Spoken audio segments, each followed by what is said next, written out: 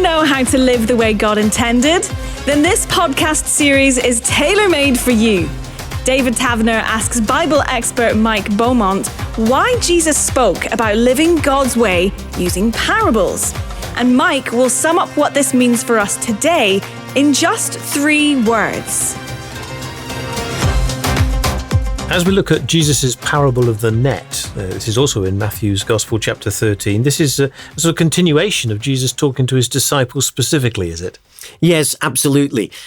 We saw, didn't we, in previous episodes, how Jesus had gathered a crowd, got a floating pulpit with a boat, and had spoken back to the crowds on the shore in a little cove there where his voice would have carried. And some of the parables were given to the crowd, but then having spent some time teaching them, he'd left the crowd, gone back to the house. Which house? Peter's house, the place that he'd made his base as he'd relocated the centre of his ministry to Capernaum there on the Sea of Galilee. And as he's back there, perhaps while they're waiting for dinner to be cooked, he continues this teaching of what does God's kingdom look like. This whole collection of 7 parables in Matthew 13, given some to the crowd, some to his disciples, is all about what does God's kingdom look like? What are the principles by which it operates? How do I need to live my life and line it up with his principles in order to get the best out of life? So, teaching here to that smaller group of his own disciples. Interesting that Matthew chose 7 parables. Yes, it is. And these numbers are not just coincidental. For Jews, 7 was always seen as the perfect number. It was the divine number, God's number. Why? Well, because the 7th day was God's day. After creation, it was the day on which God rested. So for a Jew, whenever he wanted to underline the perfection of something or the divinity of something, he would use the number 7. Interesting, in John's Gospel, for example, John, inevitably as one of the followers of Jesus, knew loads of miracles and stories. And he actually ends up in John chapter 20, verses 30 and 31, saying, now Jesus did many other miraculous signs that are not recorded in this book. But these are written that you may know that Jesus is the Christ, the Son of God, and that by believing in him, you may have life in his name. In other words, I know loads more, but I've chosen just these for my purpose of you understanding what life is all about. And what does he choose? 7. 7 signs, 7 sayings, 7 witnesses, 7 statements, the I am. 7, 7, 7, 7. Here, Matthew, the numbers man, of course, the former tax collector, also chooses 7. It's as if he's saying, these 7 parables, for me, sum up the heart of what Jesus had to say about what God's kingdom is like and how it functions. 7 was enough, nothing more, nothing less. Yeah, absolutely. So this is Jesus with a sort of personal coaching session with his disciples in Peter the fisherman's or former fisherman's house, saying this to them. He says, once again, the kingdom of heaven is like a net that was let down into the lake and caught all kinds of fish. When it was full, the fishermen pulled it up on the shore. Then they sat down and collected the good fish in baskets, but threw the bad away. This is how it will be at the end of the age. The angels will come and separate the wicked from the righteous and throw them into the blazing furnace, where there will be weeping and gnashing of teeth. Have you understood all these things? Jesus asked. Yes, they replied. And we're going to laugh at that because they rarely do they, David? Absolutely. But here we have a picture which some of the disciples were immediately related to. Oh, absolutely. I think probably all of them, because while only some of the disciples were fishermen, these guys lived along a coastal area that fishing industry was really the beating hub of the area of Galilee, and certainly the Sea of Galilee. Galilee supported a major fishing industry in New Testament times. There were lots of different fish that were caught there. The 3 main ones were tilapia, carp, and sardines. And they were dried and salted and exported all around the world.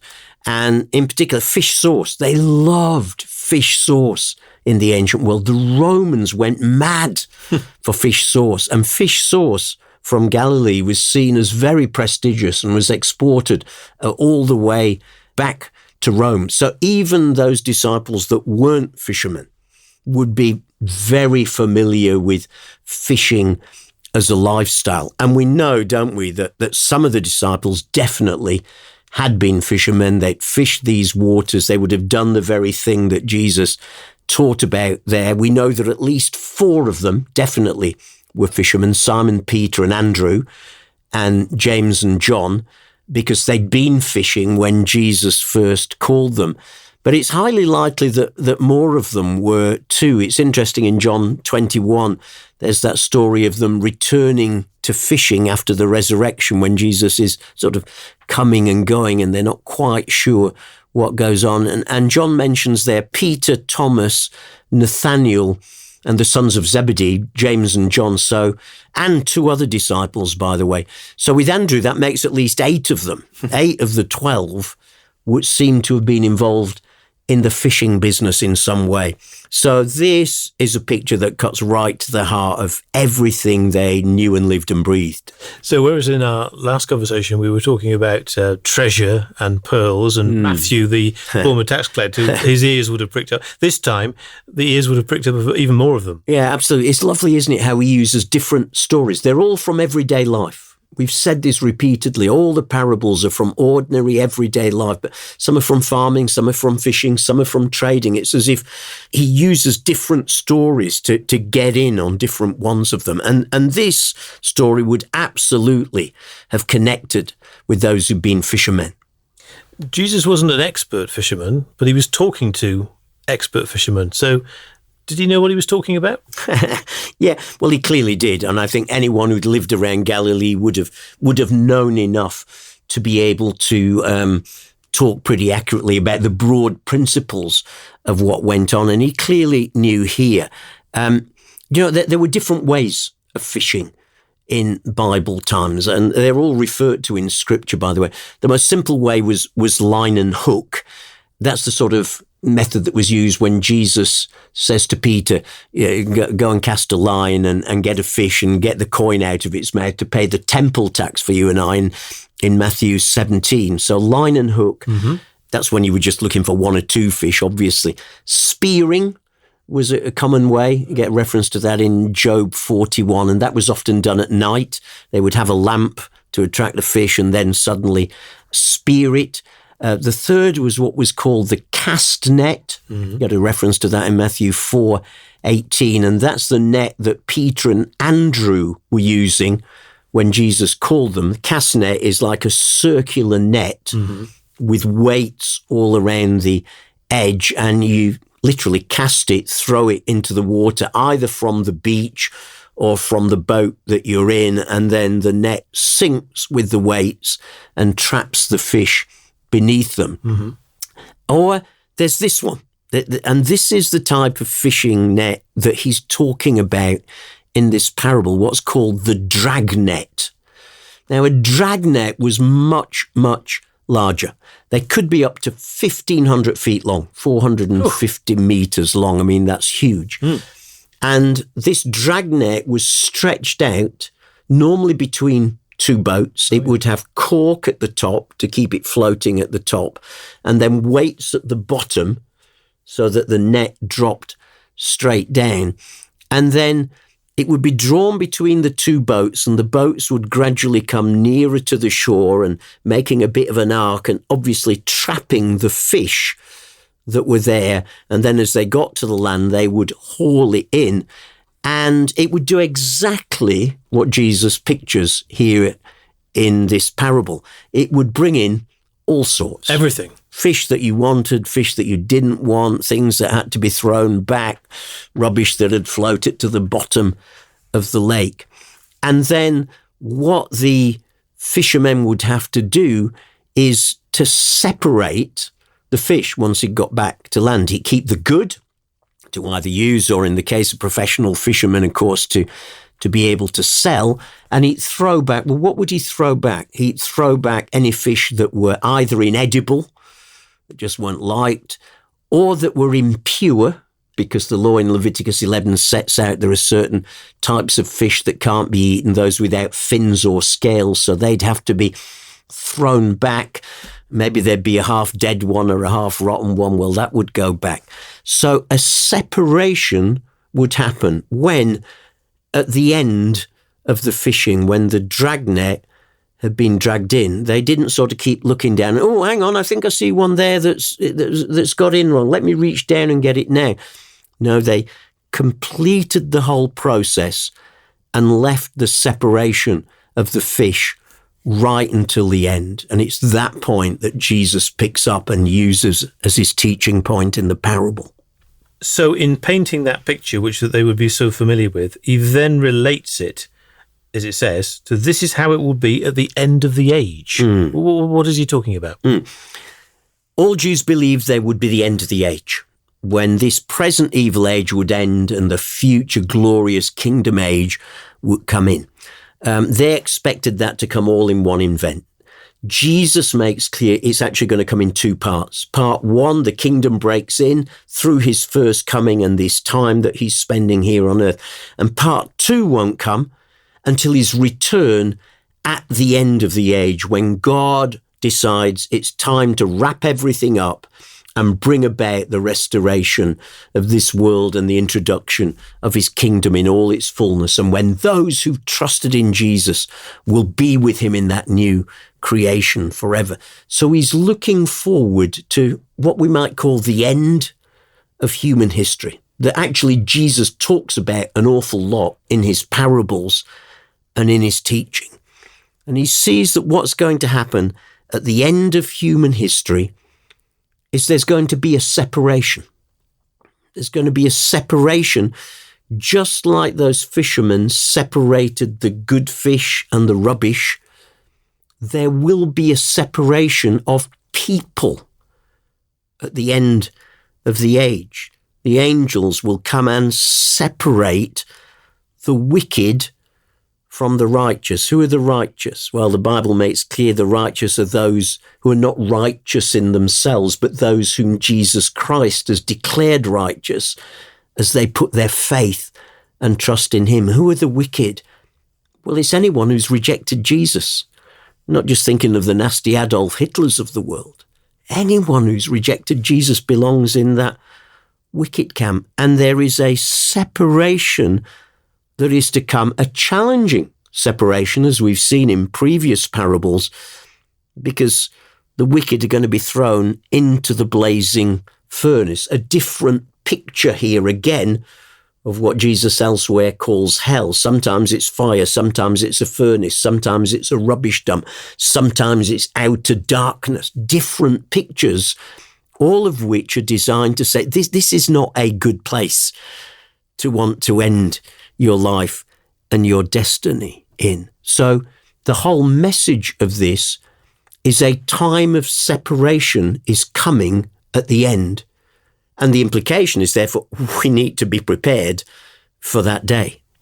And he talks about the angels doing the separating. Why is that? Yeah, interesting, isn't it?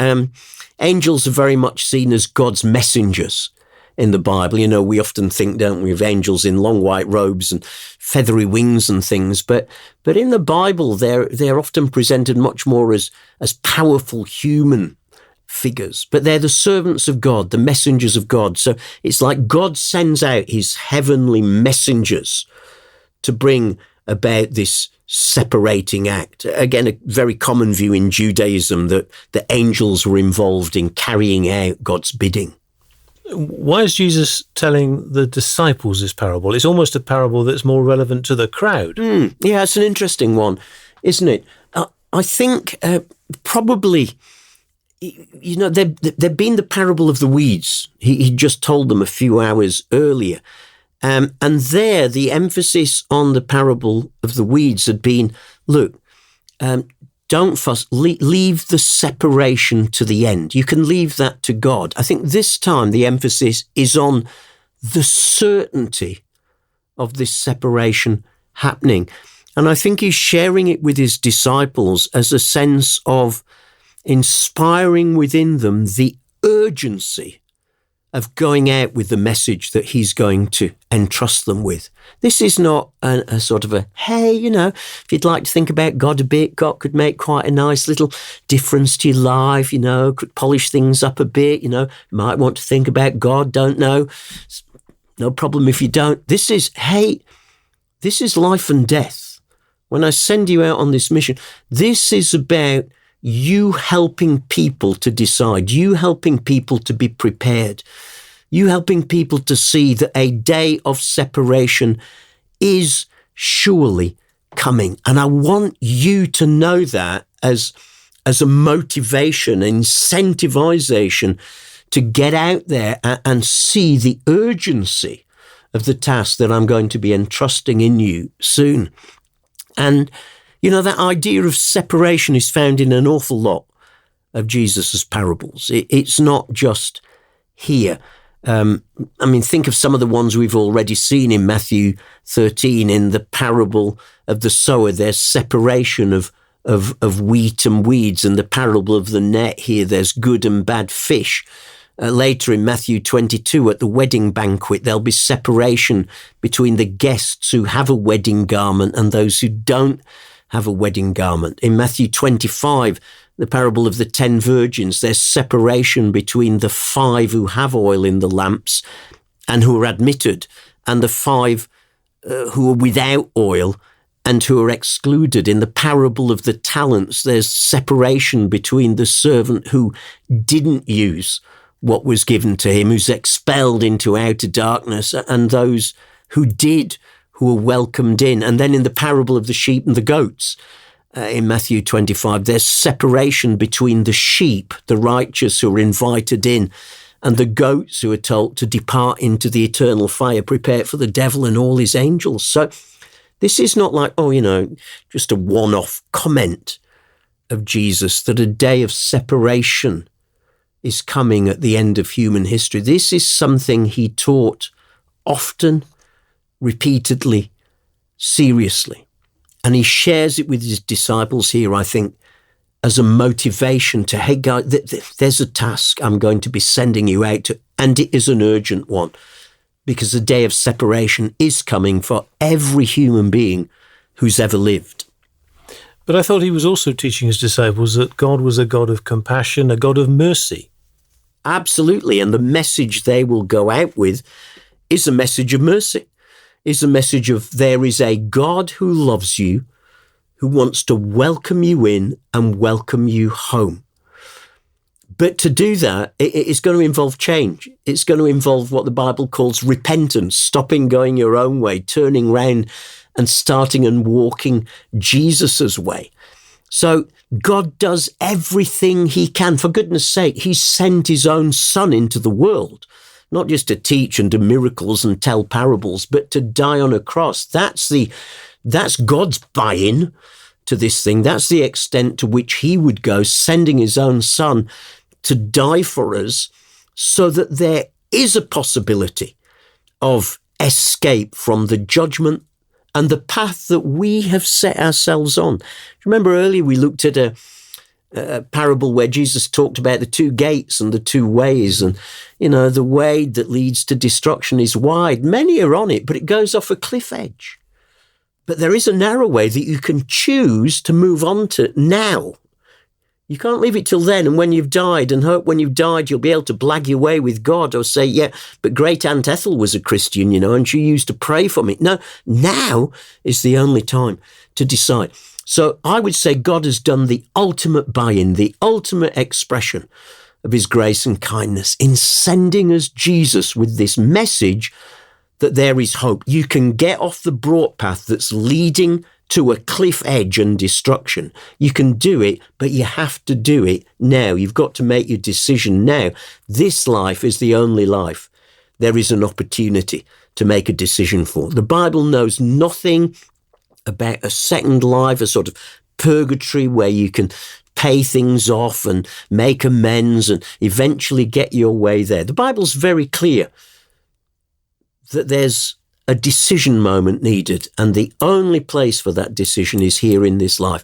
But God has done everything he can in sending Jesus, in showing his grace and kindness and favour and making it possible for us to change. The only thing that stops us changing is so often our own stubbornness and willfulness and desire to run our own lives. I was going to say, I mean, can't we just live our own lives and then at the end, on our deathbed, make that decision? Well, do you know what? If the decision is a genuine decision at the end, yes, I can think of at least one example in the Bible, the story of the two thieves who were crucified with Jesus, where these two guys had lived lives only for themselves. What they'd actually done, they weren't really thieves. They were, perhaps rebels. They'd certainly done a few shady things, probably killed a few people in their life. And one of them holds on to who he is and how he lived. I did it my way. You can imagine him proudly singing, perhaps, there on the cross alongside Jesus. But one of them gets cut to the heart. And he gets cut to the heart when he hears Jesus say, "Father, forgive them, for they know not what they do." Wow, what a moment. It's like he's broken at that moment by Jesus' forgiveness of those who are crucifying him. And at that moment of brokenness, he reaches out and says, "Jesus, remember me when you come in your kingdom." And Jesus says, "I tell you, today, you will be with me in paradise." So is it possible for deathbed conversions? Absolutely. But if you go through life thinking, I'll live my own life and I'll make my conversion just before I die, all I would say is this: none of us know when that day of death will come. Jesus told parable about a guy who was rich and who built barns for himself, and he got richer still, and he thought, what am I going to do? I know, I'll pull the barns down and make even bigger barns and save more and say, eat, drink and be merry, and then God comes and says, "You fool, you do not know that your life is required of you this night." And he had no time to then say, I want to make a deathbed confession. None of us knows the day or the hour when our life will end. So to live a life of, I know there's a God and, I want to live life for me a bit first, have a bit of fun in my teens and 20s, get my family grown up, get the kids through uni or apprenticeship. And then when I'm retired, then I'll have time for God. You don't know if a bus might knock you down tomorrow. So the only chance you have is now. The safest chance you have is now to make a decision now. Better be prepared. That's what this whole thing is about.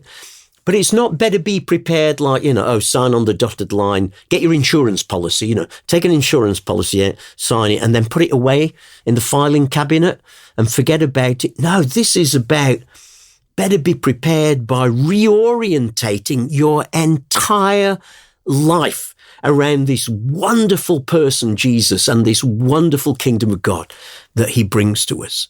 You make that decision, you will never regret it, and you will wonder, why did I wait so long? But there are many people who would say, this is it, this life is it. How can you say that there's more to life than this?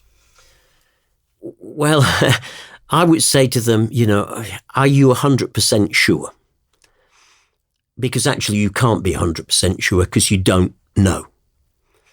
But what I would say is I have met a person who does know.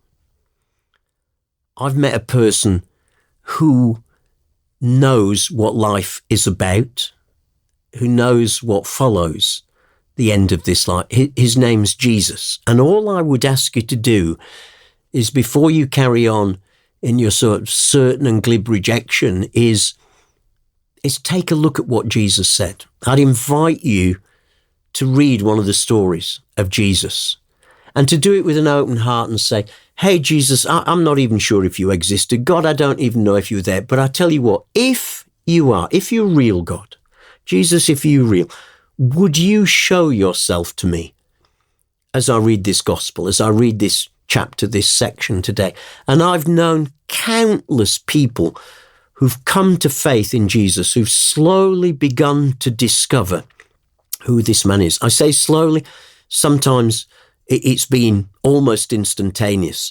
The senior pastor I work with, who I've spoken about before and who we shared faith with as he sat around our dinner table, went home and read John's Gospel that night. He read straight through from start to finish. Started with, hey, God, if you're there, I want to know you as I read this now. Read John from start to finish. Got to the end, and he said nothing happened. So I thought, well, maybe I didn't read it right. I'll go back and start and read it again. So we went back to John 1. It's like, 1 or 2 o'clock in the morning or something there. And he starts to read, in the beginning was the Word, and the Word was with God. The Word was God. He was in the beginning with God. All things were made through him, and without him, nothing was made that has been made. And goes on to talk about John the Baptist coming to prepare the way. And then verse 14 says, and the Word became flesh and dwelt among us. So many people in our culture today believe in something. Well, John says, let me tell you who that something is. It's not a something, he's a someone. And his name is Jesus.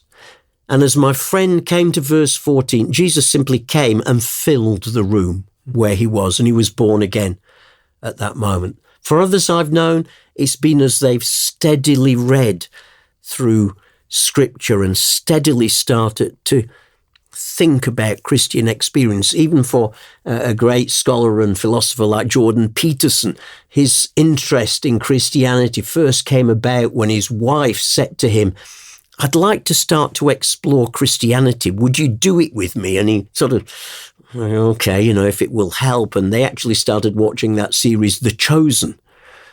And Peterson was very, very reluctant to do it because he said most Christian stuff he'd ever seen on movie or TV was cheesy. But he watched this and he thought, wow, this is incredible. This has integrity. And he got drawn in, and it started him on a journey as an intellectual guy with questions that he needed answering. So for some people it can be sudden, for some people it can be a journey. But to people who say, well, that's all there is, I'd say, are you sure? If you're 100% sure, I'm wasting my breath trying to convince you. But you know what? If there's just 1% of doubt that there might be something, could I encourage you to read one of the gospel stories about Jesus and say, hey, if there's something out there and you're this someone, could you show me? And I've known again and again, God in his kindness starting to reveal himself to people as they do so. So having told his disciples this parable, Jesus then says, have you understood all these things? And they say, yes. I don't quite believe them. No, I'm not sure I do either. They were very quick to say yes at times, and there were times when Jesus said, let me unpack that a bit more. And there were times when he thought, I think we'll leave it there for today, because he was spending his whole life with these. In fact, he'll go on to tell one more parable that we'll look at in our next episode, where he'll unpack things just a little bit more. But, there are times to leave things and think, okay, I think we've gone as far as we can today. We'll have another go tomorrow or next week. That's what I do when I'm discipling people. If I hit a point where I think, okay, I think you've got a bit, but I think we've gone as far as we can. This is the wonderful thing about walking with Jesus. You don't have to get things all at once. You're not required to get all things. This is a journey. This is a relationship. This is an adventure. Still today, David, when I read my Bible daily, I still read things and think, wow, I've never seen that before. I've been reading it for decades. I know quite a bit about the Bible, and I still read it and get impacted with things. Actually, I come across bits at times and I think, have they added that since I read it last time? It seems that fresh and new. So there's always things to learn, and God is always, if we'll keep an open heart, always wanting to speak to us about a whole range of things in life. But the key message here that Jesus is wanting to convey, you're saying, is something that the disciples will take on into their life as they represent him. Yeah, absolutely. The heart of it is the certainty of separation. It is a solemn message. I don't want to take away from that. At the end of human history, at the end of each human life, there will be a certain separation. And it's a separation that you have to make the decision about now in this life. You cannot wait till then. Then will be too late. And so the heart of the message of Jesus to his disciples here is that they would understand this certainty of separation as a motivation to their mission. And they would understand this very, very simple message, both for themselves and those they were going to share with. Better be prepared.